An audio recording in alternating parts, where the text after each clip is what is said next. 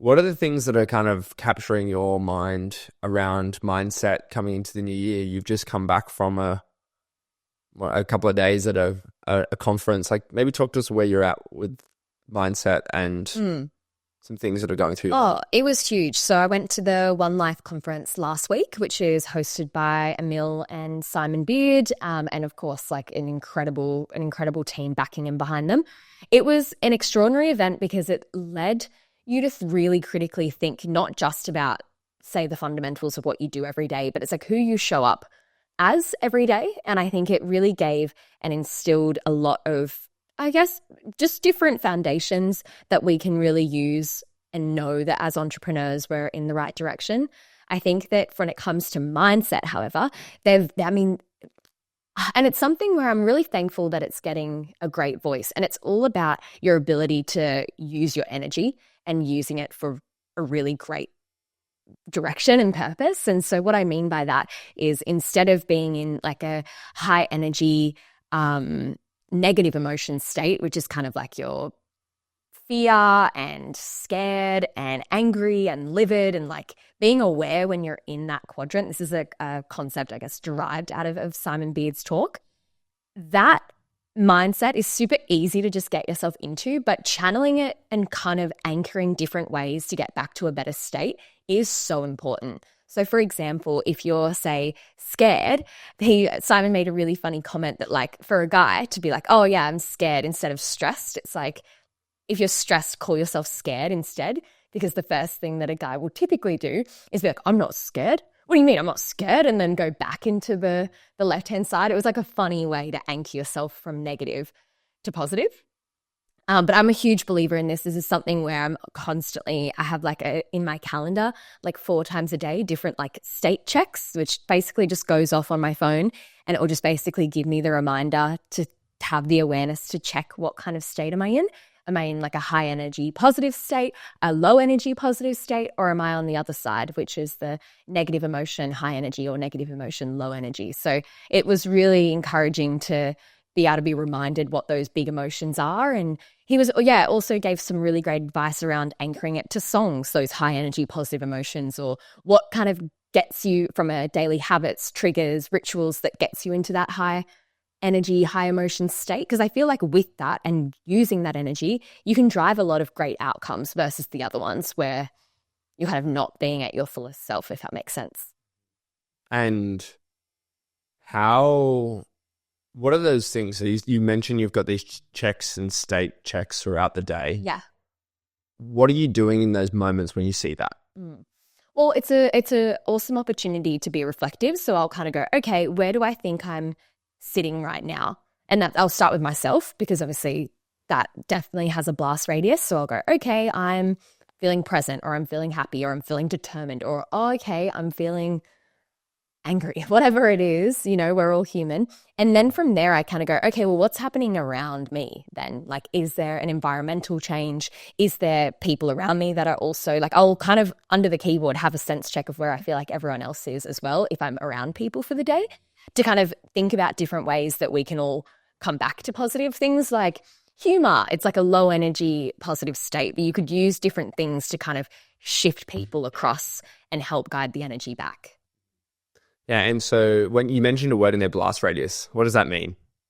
It just means that if, say, I'm in a negative state, that can also have ripple effects and impacts, because when you're in a role of leadership, people do look to you to be able to be someone that sets the tone and sets kind of the standard of how we approach our emotions in business. And so if I'm not going well, like how can I then expect the team to go well as well? It kind of has a bigger ripple effect with a heavier blast radius.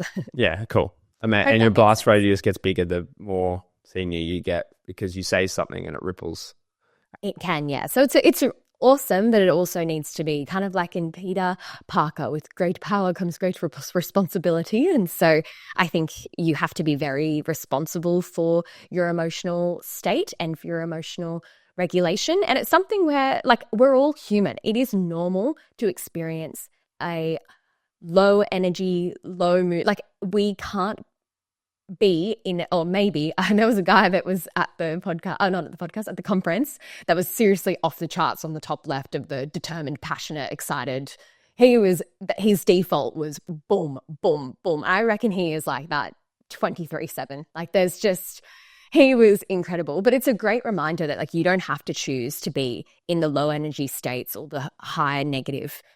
You can make the choice to put yourself over there. You just have to have the different kind of like tools in mind to be able to get you there. So think about what songs make you determined and make you excited and passionate, or what are the things that if you do XYZ, like a workout in the morning, or you put on what could be something like a particular outfit, like whatever it takes to get you into that top left, you can then position yourself to be able to achieve greatness and inspire those around you at such a greater mile.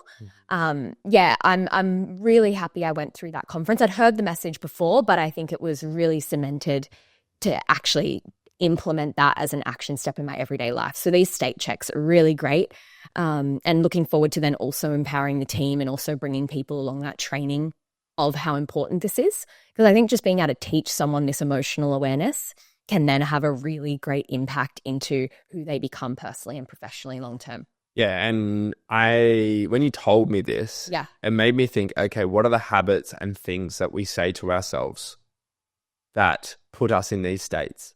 Yeah. And maybe you can talk about like the power of your words, because I think you're really big on this, and I think you've taught me a lot. Yeah. So what's your mental model that you use to think about the words that you tell yourself and the conversations you have with yourself to some? Totally. I mean, I think that what's great is that we all get an opportunity to be able to posture our thoughts before we say them out loud, because thoughts come through all the time, but it's about when you have a thought that you want to be able to give to the world, that you have an opportunity to posture that for good or posture that for bad. And so with that responsibility, once again, it can be incredible if you can channel your words, because your words become your reality as well. You have to be very careful, because I feel like the mind can't really discern what you're saying is like an exaggeration or what actually becomes real in your head.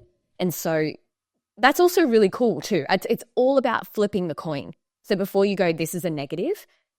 Is there a song? Flip it to positive. But like think of your opportunity in life to always pick the positive side. And it's funny, like growing up, people would always say to me like, oh, you can't be that happy and you can't be that positive. And I'm like, you can actually. And it's a behavior that you develop over time, where you get presented with a piece of information. Someone can see it as a really negative thing, but you have the choice always to then flip it over to the positive. And so I think that's always something that from a mental model I'm constantly doing. So it could be I'm getting a phone call from someone. I could be like, oh, I don't want to take this. Or I could be like, on the other side of this phone call is a huge open door to be able to like enter into their world, help them, and help kind of the next kind of 5 people that are in their life. Let's do this. You ultimately have the decision on how you approach things. And it's also, I think you have to be then very careful as to what takes up your energy as well, because that then formulates your mind and your reality too. So I think it's all about doing the introspection and thinking about each day how you can get better and better.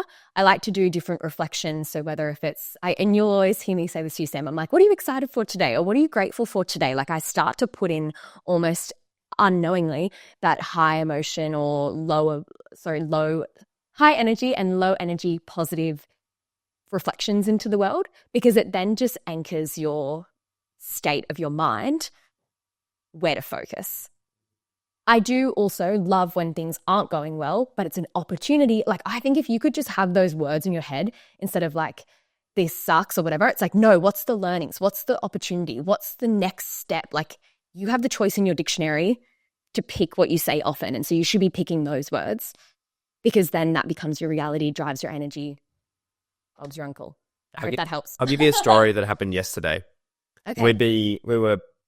We'd worked on this pitch for months, and we were really excited about it. We had a great time doing it, regardless of the outcome. And going into the call, we were like, oh, we think we're in for a good shot. I had the call with the prospective client. They came back and said, look, we're going to go with someone else. And at that moment, I had a choice. Yeah. It could have been like, oh, that sucks. Oh, we're devastated. And rather than doing that, I stopped and I said, so you're happy with your decision? And she said, yeah, we are. I'm like, that's the best thing that could have happened. And so that could have gone both ways. And she said, whoa. It was like that moment of like, was not expecting that response. But also it meant that we walked away from that experience, not dwelling on it. We all jumped in a room and said, oh, there was a bunch of learnings. We all grew a lot through that process of going through their expectations and learning from them and learning with them, that it like wasn't a missed opportunity. It was actually we all know now that when we show up next time, how to be better. And that is a direct example that happened in the last 24 hours of a decision we made. I could have very easily gone, damn it, that was cost us a bunch of money, a bunch of time, a bunch of resources. We missed out on an opportunity. But that's business. Yeah. And if you grabbed everything that went wrong and talked about how bad it was, you'd spend your whole life in the high energy negative or low energy negative space. There's enough things going on that go wrong that you could spend your whole life there. So true. And that, I think where you've nailed there is like, you've got to be sleeping well, you've got to be eating well, you've got to be exercising so you have the tools to be able to push yourself with your words into that high energy positive space that you're referring to. Life is so exciting. We are so blessed. Like whenever I just look out into the world, I could be looking out at an industrial building, a lamp in this room, a painting behind me. Like what the heck? We're in such an amazing environment.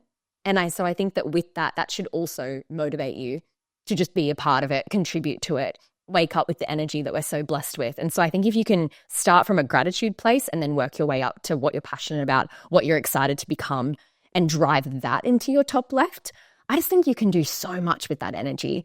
And now is the best time that you could ever have, being, the youngest that you are today, and also with the information that you have now, with the rise of AI as well. Use that to be able to send you automated reminders, or have it be something that you can use to be able to even be a bit of a therapist for you if you need to find the tools to be able to get you to a better space. I'm not saying they're a therapist, just by the way, but use it as a way to be able to help your reflections.